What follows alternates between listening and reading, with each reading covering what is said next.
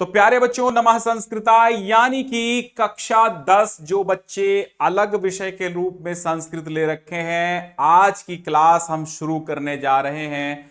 सूक्तियों की एक क्लास है और जब आप सारी सूक्तियां पढ़ लेंगे तो 3 अंक यहां से पक्के हो जाएंगे।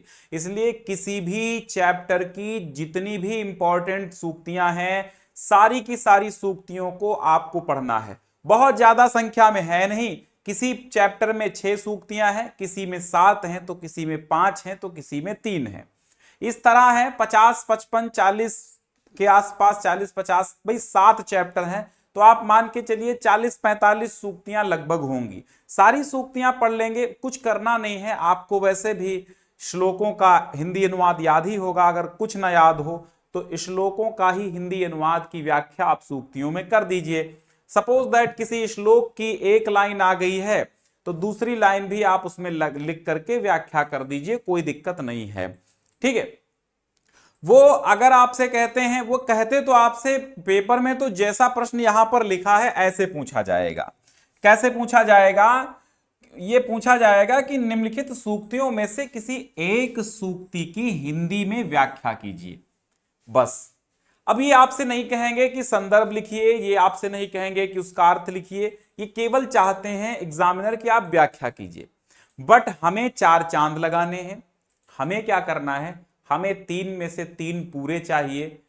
मतलब दिक्कत कोई नहीं है, बट अगर आप पहचान रहे हैं तो संदर्भ जरूर लिखें। संदर्भ लिखने से पता क्या चलता है? संदर्भ लिखने से यह पता चलता है कि भैया बच्चे को बहुत कुछ आता है, वो अरुणेश सर के यहाँ ज्ञान सिंधु क्लासेस में संस्कृत पढ़ के आया है, वो छोड़ेगा कुछ नहीं। ध्यान दो। तो सूक्तियां शुरू करते हैं। तो शुरुआती चैप्टर पहले नंबर पे आता है हमारा लक्ष्य वेध परीक्षा।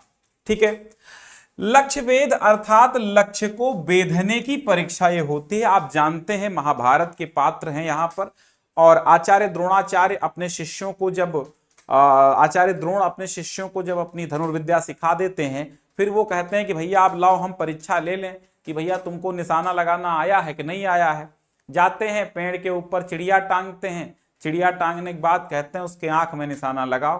किसी को उसकी आंख दिखती है तो किसी को उसका पूरा शरीर दिखता है, कोई वृक्ष को भी देख रहा है, कोई गुरु जी को भी देख रहा है, कोई चिड़िया को भी देख रहा है। तो बड़ा क्रोधित होते हैं। अंत में अर्जुन कहते हैं कि सर मुझे केवल और केवल चिड़िया की आंख दिख रही है, ना आप दिख रहे हैं, ना वृक्ष दिख रहा, कुछ भी नहीं दिख रहा। और जो इस तरह अपने लक्ष्य पर सीधा निशाना लगाता है, लक्ष्य वो जरूर भेद देता है। यही इस पार्ट में समझाने की कोशिश की गई है। न एतत् शक्यम त्वया वेद्धम लक्ष्यमित्येव कुत्सयन्, लक्ष्यमित्येव कुत्सयन्। क्या कहते हैं? इसका अर्थ क्या निकल के आता है कि आचार्य द्रोण ने कुत्सयन माने क्रोधित होते हुए, गुस्साते हुए या फटकारते हुए क्या कहा कि ये लक्ष्य तुमसे वेधा नहीं जा सकता। ना माने नहीं, एतत् माने यह, शक्यम माने सकता है, त्वया माने तुमसे, वेद्धम माने वेधा, लक्ष्यम माने लक्ष्य, इति माने इति, एव माने ही, कुत्सयन माने फटकारते हुए। कहा तुमसे लक्ष्य वेधा नहीं जा सकता। संदर्भ लिखेंगे। संदर्भ क्या लिखेंगे कि प्रस्तुत सूक्ति महर्षि वेद व्यास द्वारा रचित महाभारत से संकलित तथा हमारी पाठ्य पुस्तक संस्कृत पद्य पीयूषम के लक्ष्य वेद परीक्षा नामक पाठ से अवतरित है। ठीक है, महाभारत में संकलित है और लक्ष्य वेद परीक्षा तुम्हारे पाठ है। अब इसमें युधिष्ठिर की चंचल वृत्ति को देखकर द्रोणाचार्य उनसे अप्रसन्न होते हैं, गुस्सा जाते हैं। कहते हैं कि जो असली विद्यार्थी होते हैं वो सीधा अपने लक्ष्य पर देखते हैं। जब तक मनुष्य या विद्यार्थी कोई भी हो, जीवन का अंग मन का भटकाव रहता है। ठीक है, जब तक मनुष्य या विद्यार्थी के जीवन का अंग जो होता है वो मन होता है, और मन का भटकाव जब तक रहता है तब तक उसे लक्ष्य की प्राप्ति असंभव होती है। जीवन में कोई भी विद्यार्थी जब तक तन मन से भटकता रहेगा, मन से भटकता रहेगा।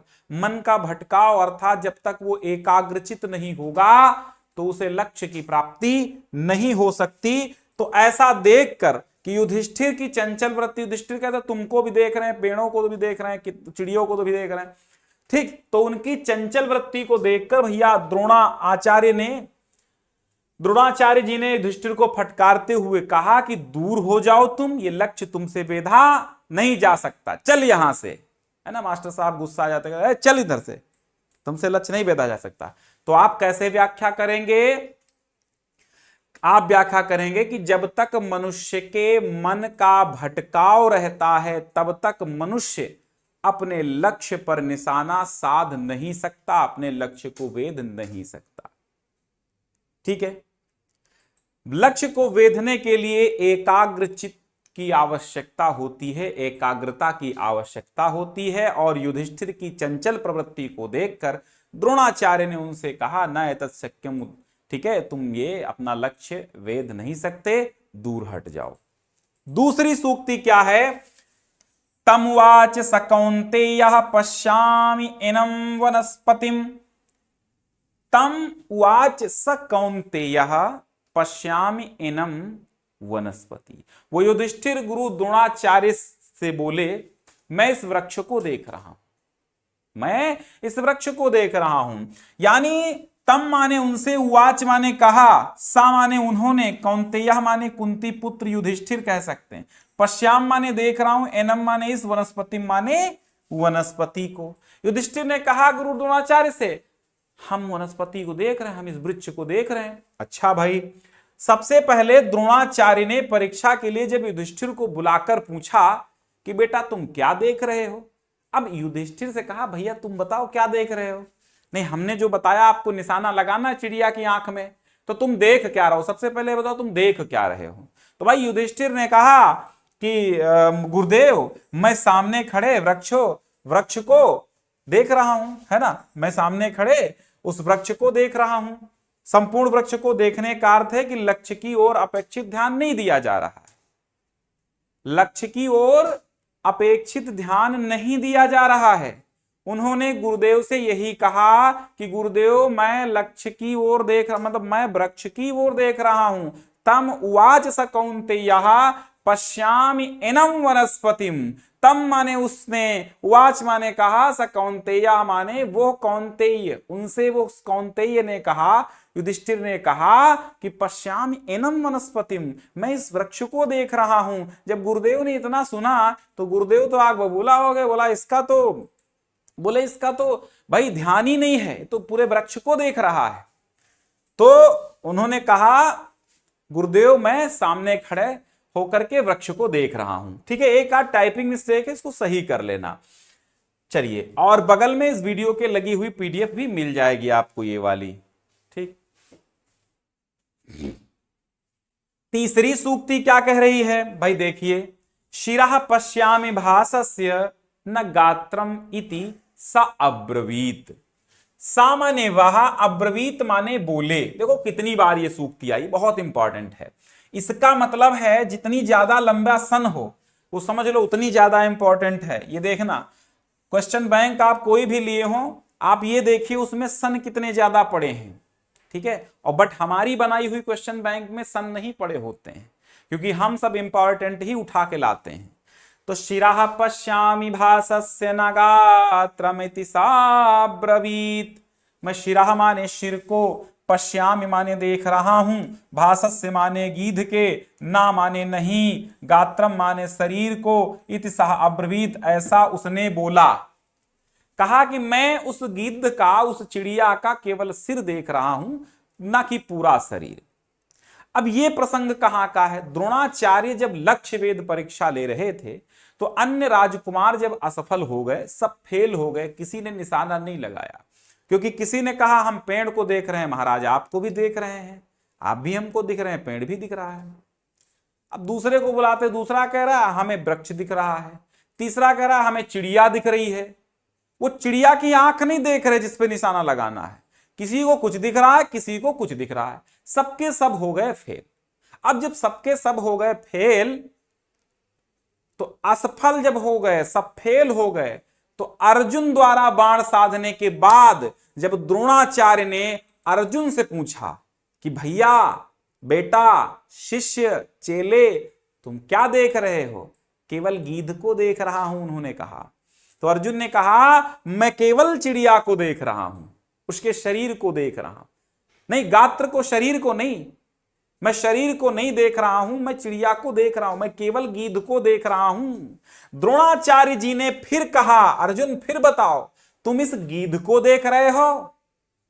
तब अर्जुन ने फिर से कहा मैं गीध के सिर को देख रहा हूं, उसके शरीर को नहीं। शिरः पश्यामि, केवल सिर को देख रहा हूं। भासस्य गीध के गात्रम इति न गात्रम इति सा ब्रवीत। उन्होंने कहा मैं शरीर को नहीं बल्कि गिद्ध के सिर को देख रहा हूं, जहां जिसके सिर पे निशाना लगाना है, उसकी आंख में निशाना लगाना, तो मैं आंख देखूंगा यार, मैं उसका शरीर क्यों देखूंगा?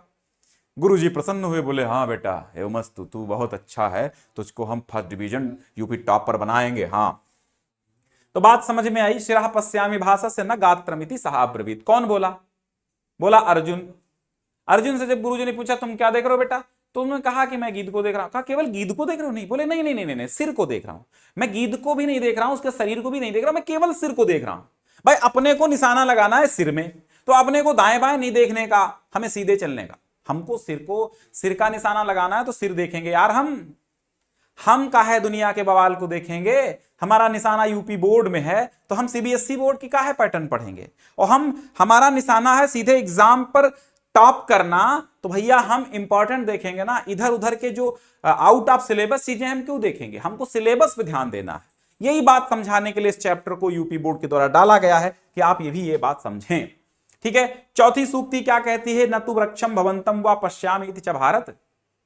ये भी बहुत अच्छा आया है। देखिए, न तु वृक्षम, अगर सूक्ति का अर्थ पता है आपको तो व्याख्या आप कर लेंगे, ये मेरी गारंटी। इसलिए मैं अर्थ भी लिख के लाया हूं आपको, भले ही आप एग्जाम में ना लिखें।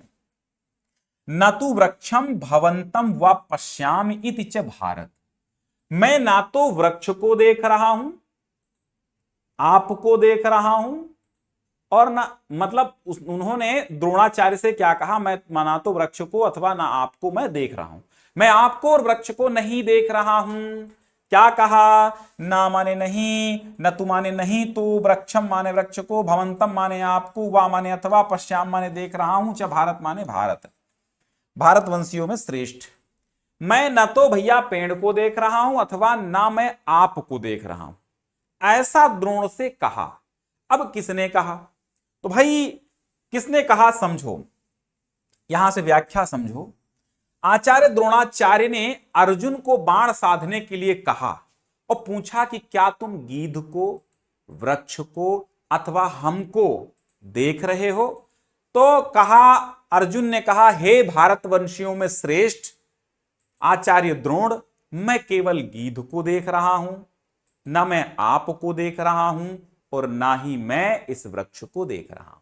बात समझ में आई कि ना तो मैं वृक्ष को देख रहा हूं, ठीक है, मैं आपको ना तो देख रहा हूं, मैं केवल गीध को देख रहा हूं। ये बात। तांस तुम सर्वानि समानीय सर्व विद्या अस्त्र शिक्षितानि, द्रोणः प्रहरण ज्ञाने जिज्ञासु पुरुषर्षभः, कृत्रिम भाषम आरोप्य वृक्षाग्रे शिल्पी भी कृतम, अभिज्ञातम कुमाराणाम लक्ष्य भूतम उपादिशत। हमने आपको समझाया था इसका हिंदी अनुवाद कि उनको तो सभी समानी, सभी को बुला करके सर्व विद्यास्त्र शिक्षितान, सभी विद्याओं और अस्त्रों में शिक्षित करके द्रोणाचार्य ने प्रहरण ज्ञाने, निशाना लगाने के ज्ञान को, जिज्ञासु माने जानने वाले, जानने की इच्छा वाले, पुरुषर्षभा माने पुरुषों में श्रेष्ठ, कृत्रिम भाषम आरोप्य बनावटी गीध को वृक्षाग्रे, वृक्ष के अग्रभाग पर स्थित करके जो शिल्पी कृतम, कारीगरों के द्वारा बनाया गया था, अभिज्ञातम अनजाने में कुमारों से, राजकुमारों से, लक्ष्य भूतम उपादिशत निशाना लगाने के लिए कहा। देखो अब यहां पर जल्दी इसलिए हम बता रहे हैं चूंकि मैंने बड़े विधि विधान से एक एक मीनिंग के साथ मैंने इस पाठ को आराम से पढ़ाया है, तो ज्यादा टाइम यहां वेस्ट करने का कोई मतलब नहीं है। हम आपको समझाते हैं कि कैसे आपको अनुवाद करना है। तो आप लिखेंगे अनयोः श्लोकयोः कथितम अस्ति यत, इतना हमेशा लिखिए आप। इस श्लोक में कहा गया है कि, तो ये बात, ये लाइन आप हर एक श्लोक में लिख सकते हैं। या एक लाइन और है, एक लाइन और लिख सकते हैं, अस्मिन श्लोके कवि कथयति यत, ये भी लिख सकते हैं। ते राजकुमारा सर्व विद्यासु शिक्षिता आसन, छोटे छोटे शब्दों में। तत तेषाम धनुर्विद्यायाः निष्णातान् परीक्षां कर्तुम ऐच्छत् आचार्यः द्रोणः तान् युधिष्ठिर आदीन राजकुमारान् आहूय शिल्पिभिः निर्मितं कृत्रिमं गृधम वृक्षाग्रे समारोप्य लक्ष्य वेधाय आज्ञाम दत्तवान। अगर आप ये थोड़ा सा रटने में आपको दिक्कत है तो मत रटिए, आप लिखिए अनयो श्लोकयो कथितम अस्ति यत, यत सर्वासु विद्यासु अस्त्र शिक्षिता द्रोणः प्रहरण ज्ञाने जिज्ञासु, पुरुषर्षभः द्रोणः प्रहरण ज्ञाने जिज्ञासु तेषाम धनुर्विद्यायाम निष्णातान् परीक्षां कर्तुम। ठीक, अब यहां पर मसला यह है कि अगर इसे पढ़ेंगे तो अपने आप बना के नहीं लिख पाएंगे, अगर बना के लिखेंगे तो इसे पढ़ना बेकार है। बना के लिखना है तो आप यहां देखिए कि आप यहां देखिए सेंटेंस आपको सीरियल से बनाने हैं। जैसे सबसे पहले क्या कहा गया कि पुरुषों में श्रेष्ठ द्रोणाचार्य ने जो कि जिज्ञासु हैं, तो पुरुष सरसपा, तो लिखेंगे अस्मिन श्लोके कवि कथयत यत जिज्ञासु पुरुषर्षभः। अब इसमें एक आध अंक कटने की गुंजाइश रहती, चूंकि आप श्लोक टू श्लोक लिखेंगे, बट आपको जब नहीं याद होगा तब यही करेंगे। जिज्ञासु पुरुषर्षभः द्रोणः तांस्तुम सर्वान् राजकुमाराः समानीय सर्वविद्यास्त्र शिक्षितान् प्रहरण ज्ञाने कृत्रिम भाषम आरोप वृक्षाग्रे, ये आगे लिख देंगे वृक्षाग्रे कृत्रिम भाषम आरोप्य। अब यहां पर देखिए भाषम आरोप्य, भाषम माने गिद्ध को, तो आप लिखेंगे शिल्पिभिः कृतम कृत्रिम भाषम आरोप्य वृक्षाग्रे, फिर लिखें इस पुरुष, फिर यहां लिखेंगे वृक्षाग्रे शिल्पिभिः कृतम कृत्रिम भाषम आरोप्य अविज्ञातम कुमाराणाम लक्ष्यभूतम उपादिशम एति। अब हो गया आपका अनुवाद, ठीक है। और या तो आप चाहें तो ये पढ़ सकते हैं कि अनयो श्लोको कवि कथितम अस्ति यत् ते राजकुमाराः सर्व विद्यासु शिक्षिताः आसन् तत् तेषां धनुर्विद्यायां निष्णातान् परीक्षां कर्तुम ऐच्छत् आचार्यः द्रोणः तान् युधिष्ठिरान् आदीनां या तान् राजकुमाराणां, युधिष्ठिरान् काट दी, राजकुमाराणां आहूय शिल्पिभिः निर्मितं कृत्रिम गृध्रम या कृत्रिम भासम वृक्षाग्रे समारोप्य लक्ष्य वेधाय आज्ञाम दत्तवान। अब समारोप्य भाषम आरोप्य लिखा तो भाषम समारोप्य लिख दीजिए, थोड़ा सा पर्यायवाची बदलना। अगला बहुत इंपॉर्टेंट है, 20 में आया हुआ है, पश्यामि एकम भाषम, पश्यामि एकम भाषम इति द्रोणम पार्थो अभ्यभाषत। तो आप लिखेंगे अस्मिन श्लोके कवि कथयति यत, फिर क्या लिखेंगे पार्थः द्रोणम अभ्यभाषत, ठीक है, पार्थः द्रोणम अभ्यभाषत पश्यामि एकम भाषम इति। फिर पार्था विभाषत यत न तु वृक्षम न तु वृक्षम भवंतम वा पश्यामि, ठीक है, बस हो जाएगा इतना श्लोक। अब यहां देखिए लक्ष्य वेधा परीक्षा काले अर्जुनः द्रोणाचार्यम अवदत् अवोचत यत हे गुरुदेव अहम तु न वृक्षम अवलोकयामि न च श्रीमंतम एव अहम तु केवलम एकमात्रम खगमेव विलोकयामि। बात तो वही निकल के आई, बस इसी के पर्यायवाची, इसी के मीनिंग्स चेंज कर दिए गए हैं। जैसे यहां पर लिखा गया पश्यामि एकम, तो यहां पर पश्यामि का अवलोकयामि कर दिया गया है। भाषम को क्या कर दिया गया है, खगमेव कर दिया गया है।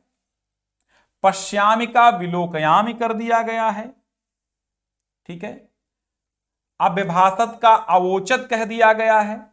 बात तो वही है, संस्कृत का अर्थ तो वही है, संस्कृत टू संस्कृत, संस्कृत के पर्यायवाची बदलिए, बस हो गया।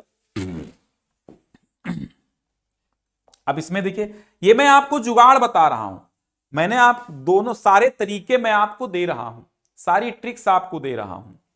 ठीक है, ततो युधिष्ठिरः पूर्वः धनुर्गृह्य परंतपः, यहां परंतपः तस्थौ भाषम समुद्देश्य गुरुवाक्य प्रणोदिता। अभी बहुविकल्पी प्रश्न होंगे, आप सभी की तवज्जो चाहेंगे, अर्थात आप सभी को चाहेंगे कि भाई आप लोग उसका आंसर जरूर दीजिए। तो देखिए, ततो युधिष्ठिरा पूर्वम धनुर्गृह्य परंतपः तस्थौ भाषम समुद्देश्य गुरुवाक्य प्रणोदिता। तो तथा माने इसके पश्चात, तो अस्मिन् श्लोके कवि कथयत यत् प्रथमः आचार्य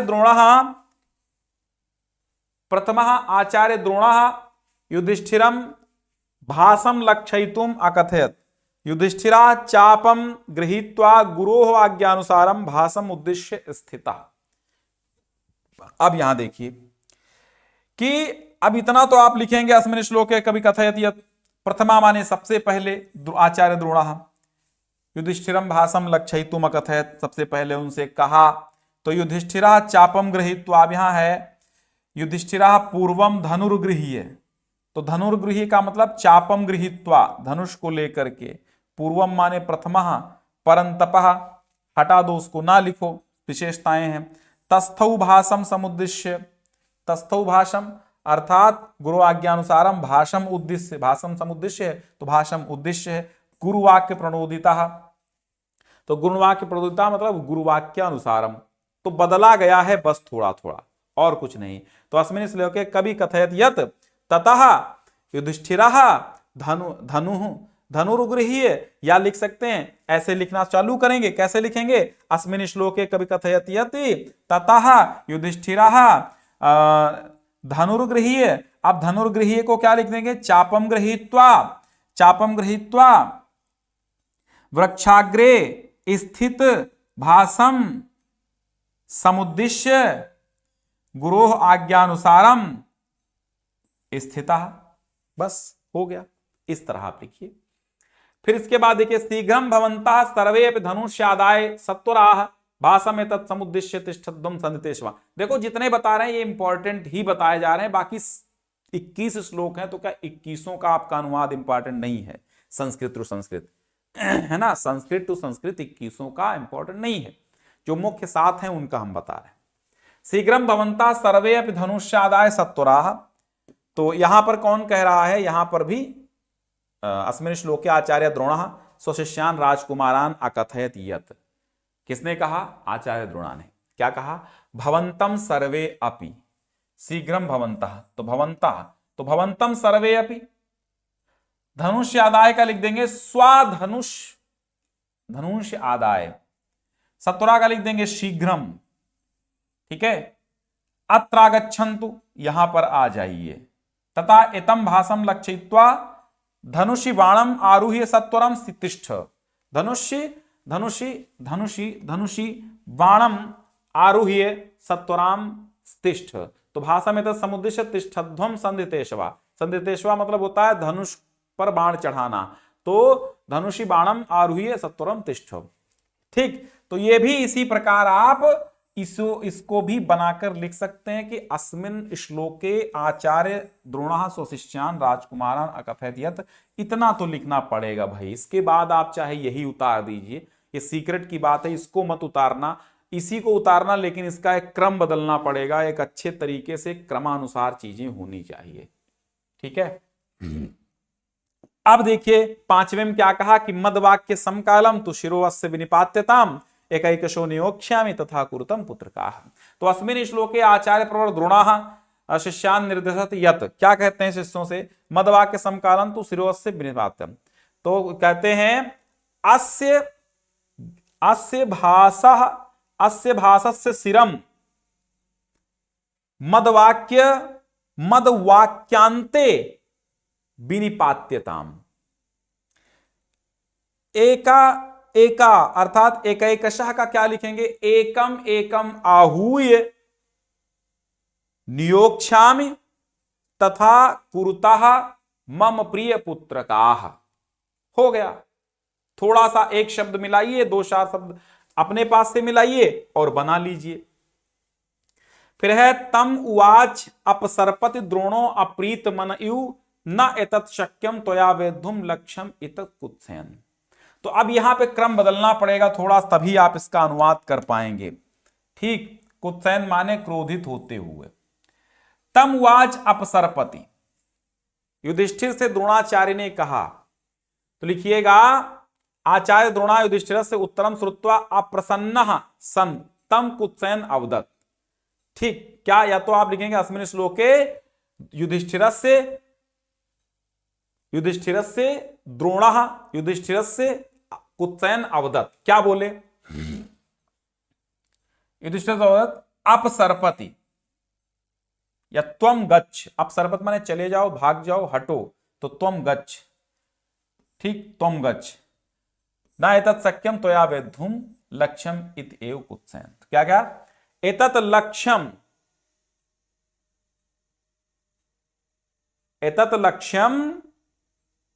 वेद्धुम न शक्नोसि, त्वम एतत् लक्ष्यम वेद्धुम न शक्नोसि। ठीक, इतना लिख देंगे। चाहे अब आप यहां समझिए, आचार्य द्रोणः युधिष्ठिर से उत्तरम श्रुत्वा अप्रसन्नः सन् तम कुत्सयन् अवदत् त्वं गच्छ इत्थं प्रकारेण त्वं लक्ष्यं वेद्धुम न शक्नोसि, लक्ष्यं वेद्धुम न शक्नोसि, लक्ष्य वेधे परम एकाग्रताया आवश्यकता भवति। ठीक, ये अपने पास से मिला लिया, हो गया अर्थ। भासम पश्यसि,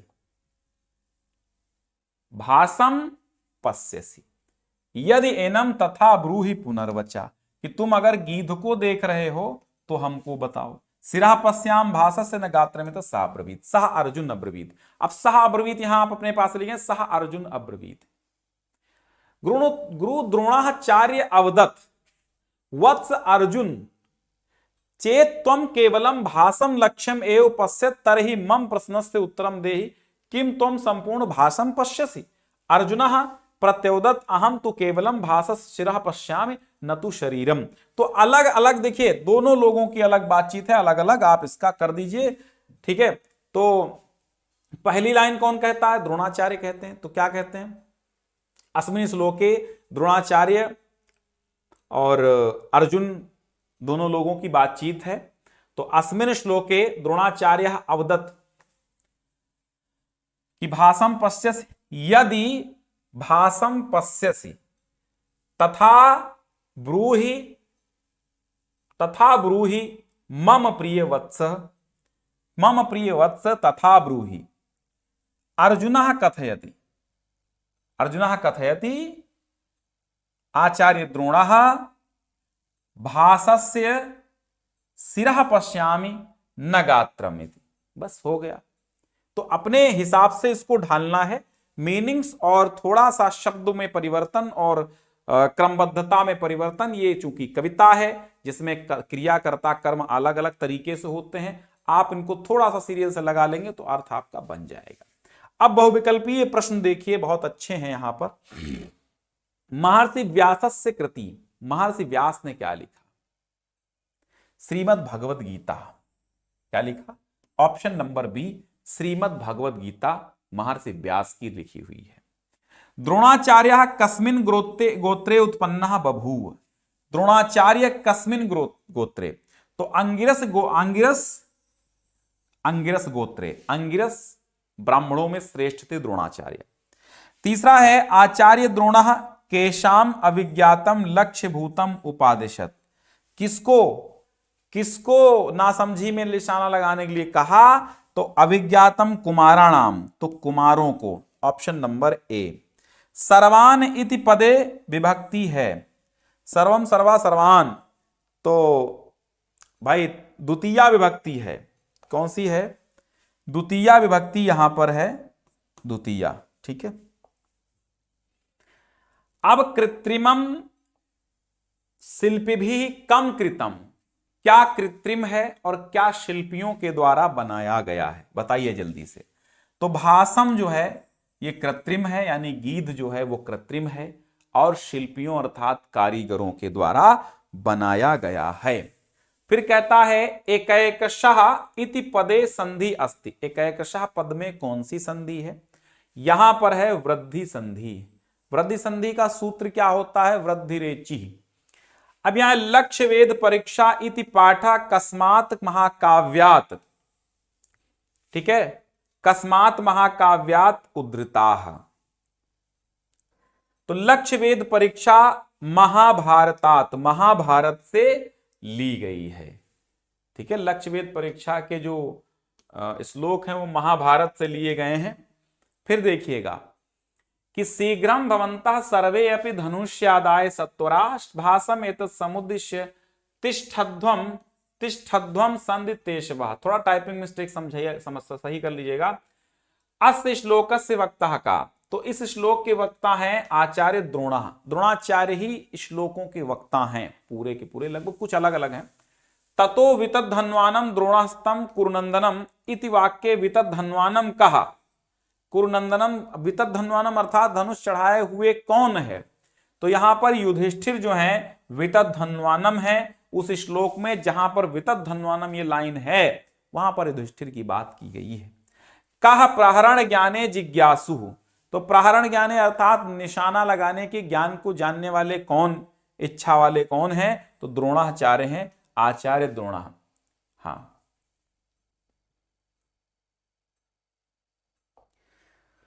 11वां सवाल है, कहते हैं कि पश्यई एनम त्वम द्रुमाग्रस्थम भासम नरवरात्मज इति वाक्ये नरवरात्मज कस्य विशेषण अस्ति। नरवरात्मज का मतलब क्या होता है? नरवरात्मज, मैंने कहा था कि नरवर माने राजा, आत्मज माने पुत्र, नरवरात्मज माने राजकुमारों के, राजकुमार कहे जाएंगे, ठीक है। तो राजकुमार पश्य एनम त्वम द्रुमागस्थम भासम नरवरात्मज इति वाक्य नरवरात्मज किसको नरवरात्मज कहा गया? यानी नरवर श्रेष्ठ राजा के पुत्र किसको कहा गया? सुयोधन को, युधिष्ठिर को, अर्जुन को या द्रोणाचार्य को? किसको कहा गया? द्रोणाचार्य को तो नहीं कहा गया, सुयोधन का कोई मतलब ही नहीं। अब इन दो में से एक बचा, अर्जुन या फिर युधिष्ठिर, बताओ। ठीक है, हाँ, तो भैया ये युधिष्ठिर को कहा गया है नरवरात्मज, ठीक है। नरवरात्मज जो विशेषण है वो युधिष्ठिर का है। मुंचस्सु इति अब्रवीत पार्थम समुमोच अविचार्यन। छोड़ दो अर्जुन से, अर्जुन ने बिना विचारे छोड़ दिया। अत्र किम मुंचंसु, किम माने क्या, मुंचस्सु माने छोड़ दो, क्या छोड़ दो? किम, किसको छोड़ दो? बाणम, बाण को छोड़ दो। शिरः पश्यामि भासस्य इति के प्रति अर्जुनः अवदत्। शिरः पश्यामि भासस्य, मैं भास का सिर वो देख रहा हूं, ये किसके प्रति अर्जुन ने कहा? तो भाई द्रोणाचार्य के प्रति अर्जुन ने कहा। पार्था किम न अपश्यत न वृक्षम भवंतम वा, तो यही सही होगा, अर्जुन ने न वृक्ष को देखा न आपको, अर्जुन ने कहा था। द्रोणः केन मनसा प्रत्यभाषत, द्रोणः अप्रीत मनः, ठीक है, अप्रीत मना अभ्यभास प्रत्यभाषत। तो अब यहां पर तो दोनों हो सकते हैं, यहां पर वो भी तो प्रोग्राम होना चाहिए कि द्रोणाचार्य जो है केन मनसा प्रत्यभाषत, अप्रीत मनसा, प्रीत मनसा, प्रसन्न मनसा, कई चीजें हैं दोनों जगह। एक जगह प्रसन्न मन से बोलते हैं इसमें मानो अभ्यभाषत, लेकिन ये प्रत्यभाषत लिखा तो अप्रीत मना लिखिएगा।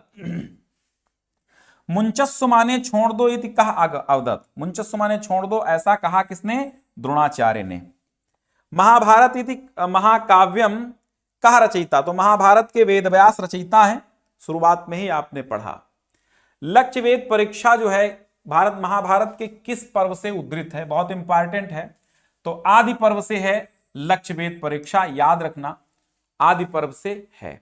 तो भैया ये आपके, मैंने लक्ष्य वेद परीक्षा का अब कुछ भी नहीं बचा है।